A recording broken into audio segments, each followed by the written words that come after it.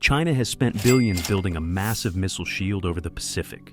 It's designed for one purpose: to keep America's most powerful aircraft out by making their bases and refueling tankers easy targets. On paper, it's a brilliant strategy that could completely neutralize American air power. But the US Air Force just built a new bomber with a specific feature that makes that entire shield obsolete. And it's not what you think. On paper, it's a perfect trap. It renders the F-35 and American carriers useless. But the US Air Force just deployed a counter move that breaks the physics of that trap. The B-21 Raider wasn't just built to be stealthy. It was built with a specific secret capability that turns China's multi-billion-dollar ocean defense into a Maginot Line. To get why the B-21 is such a game changer, you first have to understand the trap it was built to beat. For the last 20 years, China has been carrying out one of the most ambitious military expansions in modern history. The goal wasn't just a bigger navy or air force. It was to completely rewrite the rules of a potential conflict in the Western Pacific. The result is a strategy called Anti-Access Area Denial, or A2AD. The idea is both simple and incredibly effective. A2AD is designed to stop an adversary, meaning the United States, from being able to bring its forces anywhere near the Chinese mainland. It's meant to make it too costly and too bloody for American ships and planes to get close enough to be a threat. Think of it as a giant layered defensive bubble stretching for thousands of miles into the ocean. At the center of this strategy is the tyranny of distance. The Pacific Ocean is enormous, and the US has always projected power there using a network of forward bases and a huge fleet of aerial refueling tankers. Bases like Andersen Air Force Base on Guam are essential hubs, acting like unsinkable aircraft carriers. Tactical fighters like the F-35 absolutely depend on these bases and the fleets of KC-135 and KC-46 tankers that serve as flying gas stations, letting them reach their targets and get back home. Beijing saw this dependency and knew it was America's Achilles heel. They figured they didn't need an air force as big as America's if they could just take away its ability to operate. So, they built the weapons to do exactly that. The first major threat is the DF-26, an intermediate-range ballistic missile with a range of up to 4,000 kilometers. This weapon is so clearly aimed at America's Pacific bases that it earned the nickname the Guam Killer. From launchers deep inside mainland China, the DF-26 can threaten the runways, fuel depots, and hangars on Guam, crippling air operations before they even start.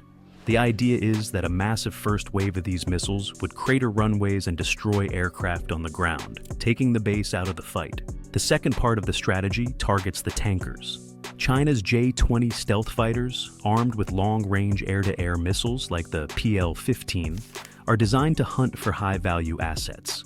And few assets are more valuable, or more vulnerable, than an American KC-46 tanker. These planes are big, slow, and not stealthy.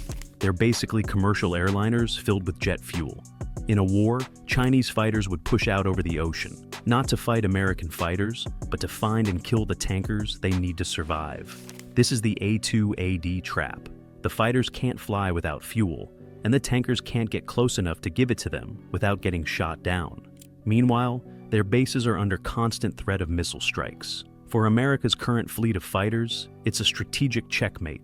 Beijing created a massive no-go zone, a fortress of missiles and geography. It was a brilliant strategy, and it was about to be made obsolete overnight. While all this was happening, the US Air Force was working on an answer in secret. On December 2, 2022, Northrop Grumman finally pulled the cover off the B-21 Raider. What the world saw was a flying wing, much like its famous predecessor, the B-2 Spirit. But this was no simple upgrade.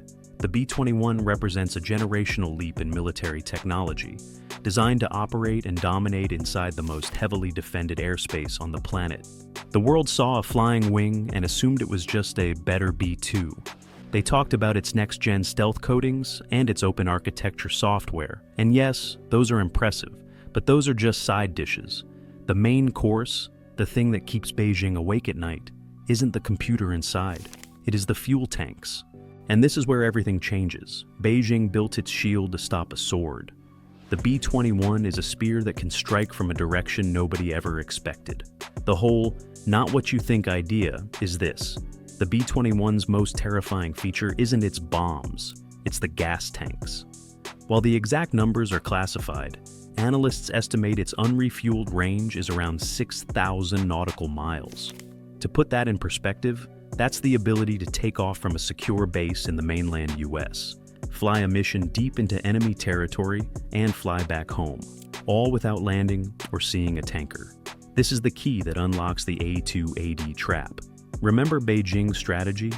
It depends on two things: America needing forward bases like Guam and needing vulnerable tankers. The B-21 Raider simply bypasses both. With a combat radius of around 3,000 miles, the B-21 doesn't need to operate from bases within range of the Guam Killer DF-26 missile. Instead of launching from Guam, a B-21 can take off from Ellsworth Air Force Base in South Dakota.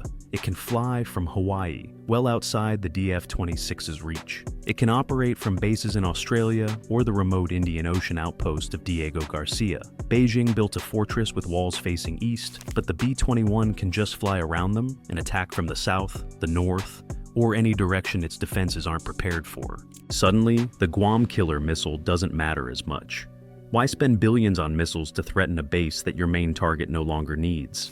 The B-21 can hit any target in mainland China without ever touching a runway in the region. This creates a huge problem for the PLAAF. Instead of focusing their defenses on a few known routes, they now have to worry about a 360-degree threat, 24/7, from a bomber that can show up from anywhere.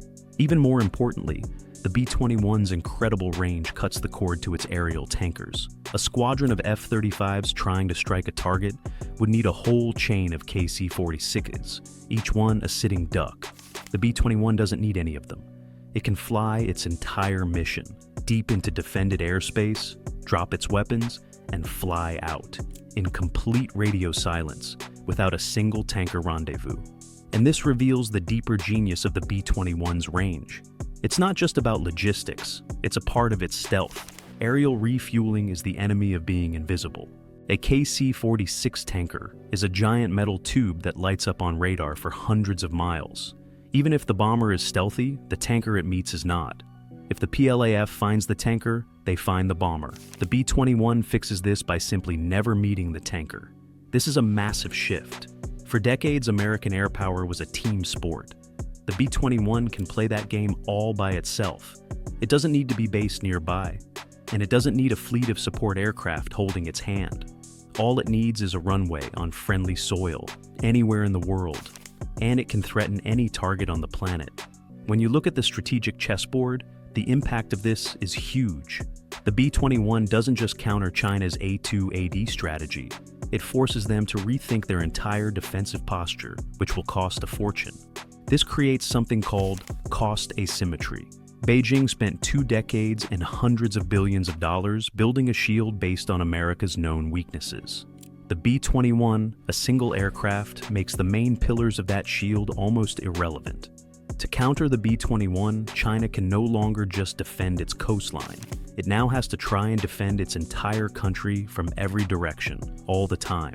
That requires a much more expensive and complex air defense system, sucking up resources that could have been used for other things. The B-21 forces Beijing to play defense against a move they can't predict. This creates a strategic shell game. A B-21 taking off from Australia looks like a training mission, until it lands in Guam after striking a target near Shanghai. China can't just watch the hangars in Guam anymore. They have to watch Hawaii, Diego Garcia, and Australia simultaneously. They have to defend a 360-degree perimeter, 24/7. That is a cost nightmare. The U.S. Air Force plans to buy at least 100 B-21 Raiders, and many are pushing for a larger fleet of 200.